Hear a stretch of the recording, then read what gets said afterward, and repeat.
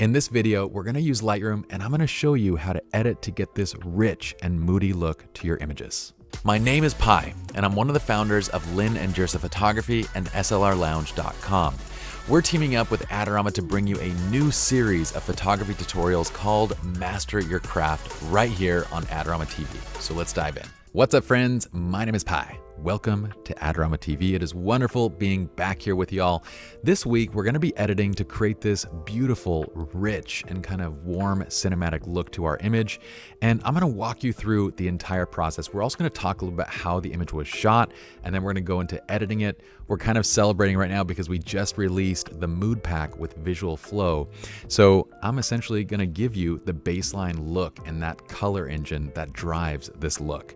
Let's go ahead and dive straight in. Now let's talk first about how this image was shot. I captured this image on a Canon EOS R with the 50mm RF lens. Beautiful lens combo. We're shooting at 1/1600th of a second, f2, and ISO 800. Now looking back on this, I probably could have dropped my shutter speed just a bit. Probably could have gone down to 1/500th of a second and then just simply lowered down the ISO to get to a nice point. But I was kind of in the mode of shooting manual, just going through, and I just kind of left it the way it was. So what I want to point out though is the way the subjects are positioned. So I have another video I'd love for you guys to check out, which is using natural light to shoot family portraits here on Adorama TV. Check that out because we're going to go in depth. But what I've done here is I've placed my dad and daughter into a spot where there's a nice little spot of light coming through these trees. So that's why they're naturally lit brighter than everything else around them. And it almost looks as though we're using flash, or we're using flash to kind of simulate natural light, when in reality, this is just subject positioning. This makes such a huge difference in your shots. So I want you guys to slow down, do a little bit of subject positioning to get that ideal light before you continue with the rest of it. And be sure to check out that other video because we go in depth into this process. But now what I want to do is achieve this kind of dark and moody look to the image. So we're going to walk through this step by step, and I already have all these settings kind of dialed in. So I'm going to use Visual Flow's Mood Pack. If you have it, great. If you don't, we're going to go through all the different settings so you can dial them in and save it out. And then I'll tell you a little about what lighting condition-based development is, so you can either create your own set or you can invest in, say, Visual Flow. But let's go ahead and do this. I'm going to apply soft light. So what we have in Visual Flow is a lighting condition-based system of development where you choose the lighting condition for which the image was shot. Now this could kind of cross between hard light or soft light, but we're just going to stick with soft light because it is relatively soft light that's on them, okay? What happens with these different lighting conditions is it adapts the image. But let's look first at what's going on over here on the right side. So I'm going to close this down so we have a little more screen real estate. I'm going to close down the bottom as well. Okay, so this is first step in getting to the desired look.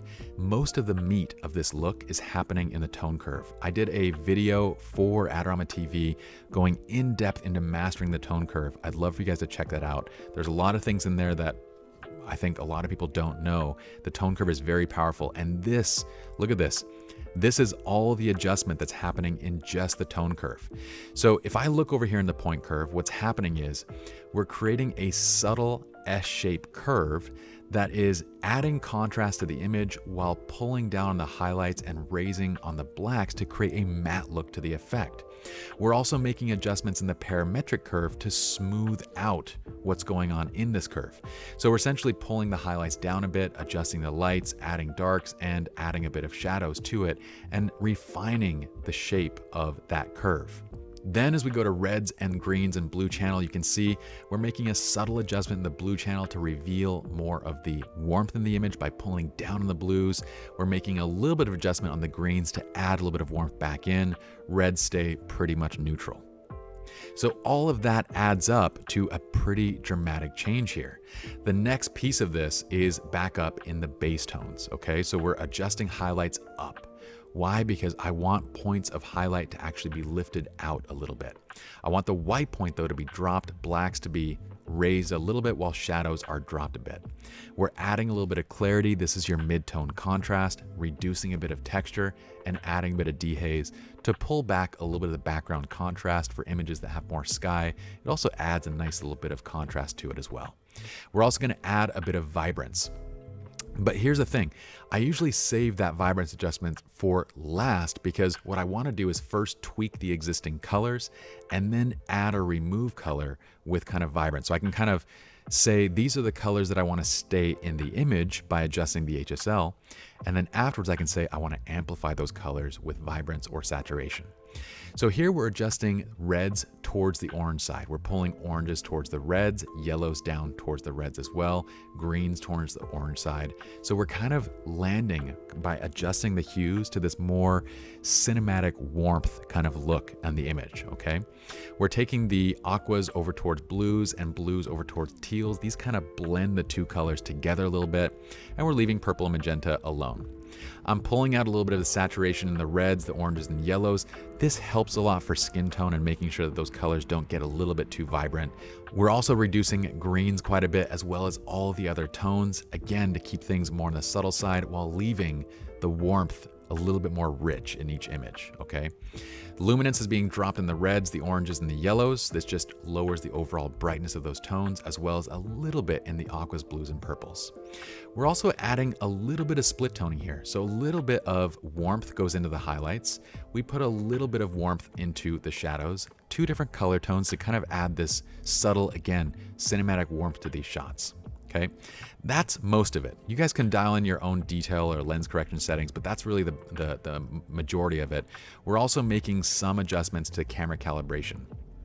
Now, when you use Visual Flow presets, they're built over the Develop X platform, which gives us a camera profile that unifies colors between different camera models. This is fantastic for professionals, but if you don't have that, that's fine.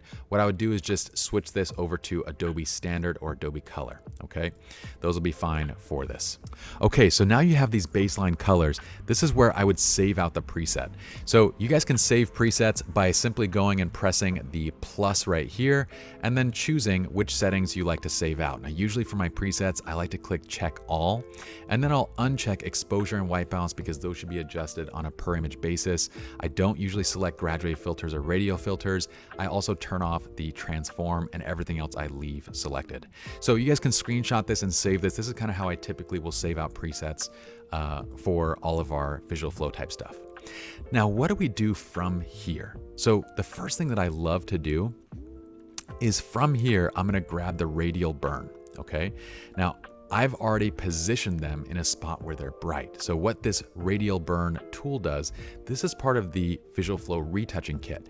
I've created all these shortcuts because what essentially this is just a shortcut adding in a radial filter with a 0.5 burn. So now I don't have to go in and actually do that manually. And I'd recommend you do the same thing. I'm gonna bring this point right over to where they are. I'm gonna hold down Shift and shrink it down. And now holding down Alt or Option, I can actually click and drag to the left or to the right to increase or decrease the strength.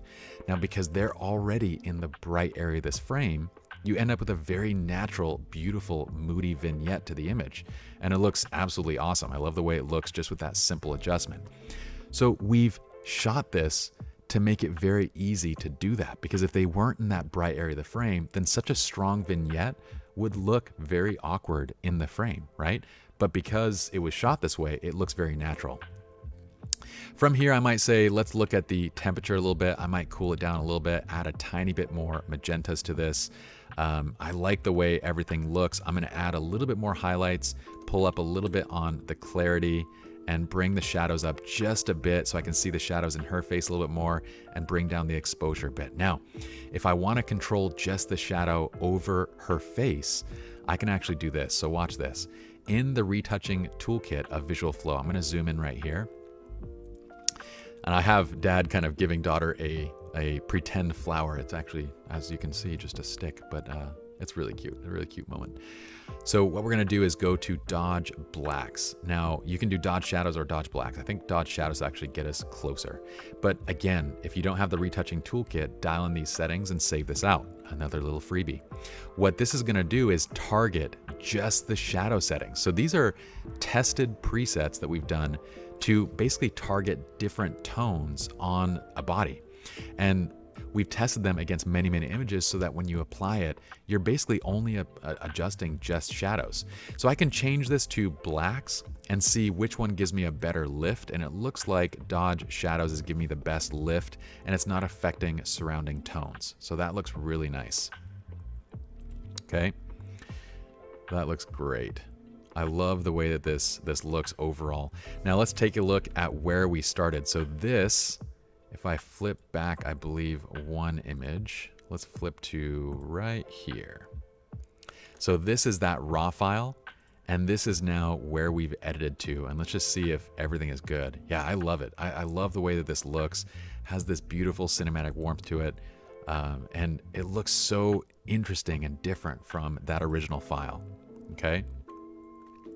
So hopefully you enjoyed this. Now about visual flow, if that's something you guys want to look into, what we have here is essentially a baseline look. We call it a color engine. And then we've patented a process of adapting that look to all the different lighting conditions. So depending on how an image was shot, you can simply apply the different lighting condition to adapt it over to that look. Now, we did patent this, but that doesn't stop me from helping you guys to create your own system. So you guys can create your own system that does something similar, or you guys can simply jump into Visual Flow. Hundreds of hours go into each of these packs. So yeah, if your time is valuable, I would definitely recommend going this route. But if you have all the time in the world, then you might want to develop your own, and you can kind of make tweaks to your process. So essentially what happens is, based on how the scene looks, you have different levels of contrast, different levels of color adjustment based on the underlying lighting condition for the image.